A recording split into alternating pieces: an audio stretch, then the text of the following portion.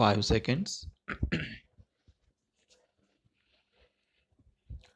Mr. Chairman, Your Excellencies, gentlemen, on this happy occasion, I should like first of all to thank the governments of the Soviet Union, the United States, and the United Kingdom for having invited me to be present here at this historic ceremony. I regard this gracious gesture more than anything else as an expression by the three governments of their deep faith and confidence in the United Nations and all that it stands for. In the situation that confronts humanity today, with the accelerating arms race and with no significant abatement in mutual suspicion and mistrust, any agreement between the major powers is a significant event. What makes this present occasion a truly historic one is the fact that today, for the first time, we are witnessing an important and, I have no doubt, a significant breakthrough in a protracted and seemingly frustrating negotiations that have been conducted in the field of disarmament over the years. The agreement has been made possible by the statesmanship and courage displayed by the leaders of the three powers and equally by the untiring and devoted efforts of their able negotiators, to all of whom I extend my sincere and hearty felicitations.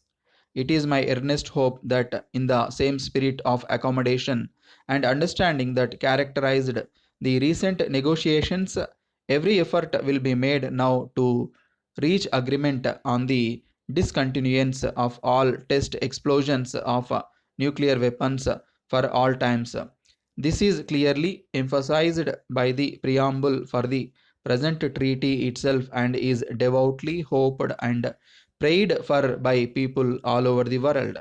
The agreement signed today will not eliminate the risk of war. Only general and complete disarmament, only establishment of adequate and effective international machinery for maintaining peace will achieve this. This thought has no doubt prompted the signatories of this treaty to proclaim in its preamble that their principal aim is the speediest possible achievement of an agreement on general and complete disarmament under strict international control in accordance with the objectives of the United Nations. However, as a three power communique so rightly puts it, the present agreement constitutes an important first step towards the reduction of international tension and strengthening of peace. Although the test ban issued had virtually monopolized the agenda of the successive sessions of the General Assembly of the United Nations, other equally important measures aimed at the relaxation tension have been repeatedly brought up for discussion. I should like to refer briefly to some of them, but the order in which I shall deal with these measures will not, I hope, be construed in any way as an indication of priority of their relative importance. First, there is the question of the wider dissemination of nuclear weapons. Repeatedly, the General Assembly has referred to the danger of the use of nuclear weapons and called upon all the member countries to make efforts to achieve a permanent international agreement subject to inspection and control on the prevention of the wider dissemination of this weapon of mass destruction. It is significant that while the resolution of the General Assembly places a special responsibility on the nuclear powers to refrain from relinquishing control of such weapons to others not possessing them, they recognize at the same time that the countries not possessing nuclear weapons have a great interest and an important part to play, which they could do by refraining from manufacturing or otherwise acquiring such weapons and further by refusing to receive such weapons in their territories. The problem of the means of delivering nuclear weapons is an equally important one.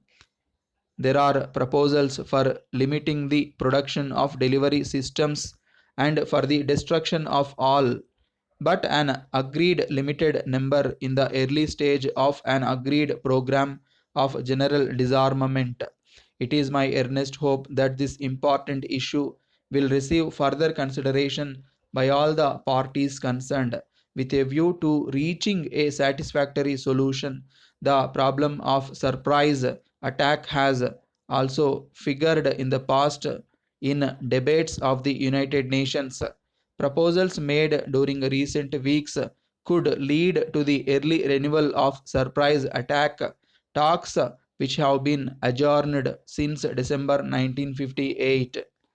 I would also hope that the proposal initiated as early as the beginning of 1961 for convening a special conference for signing a convention of the prohibition of the usage of nuclear and thermonuclear weapons for war purposes will now receive wider support.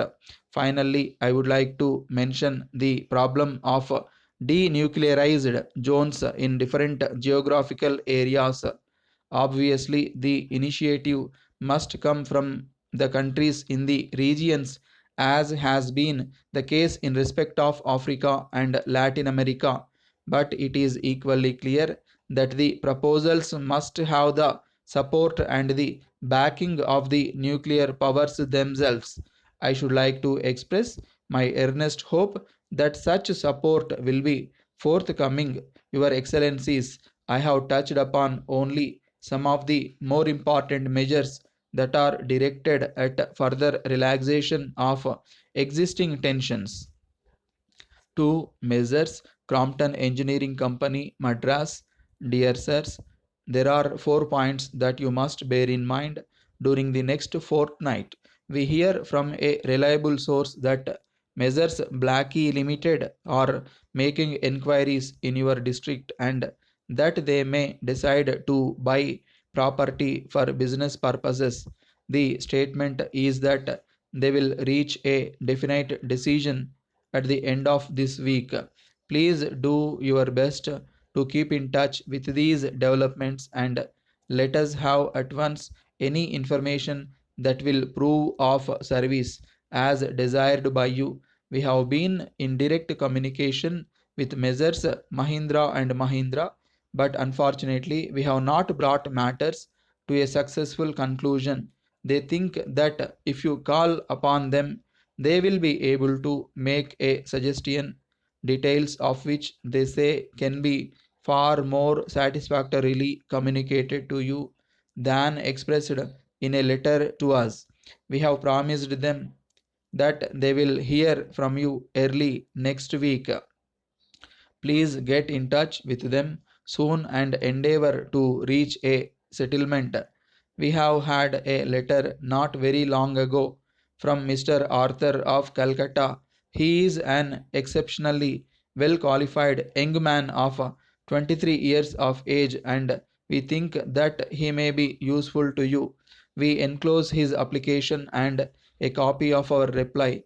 You will notice that you will have to write to him not later than the 12th November. Our suggestion is that you ask him to see you. This will give you an opportunity to estimate his suitability for the vacant post. Messrs. Webster Brothers have sent us the enclosed complaint on Monday last.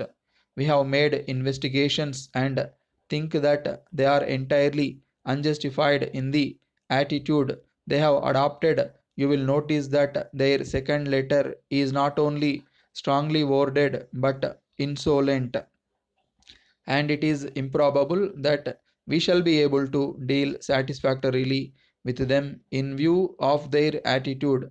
Therefore, we shall be glad if you will carry out the further investigations suggested by us and then try to fix an interview with Mr. Webster, representative of this firm. Yours faithfully.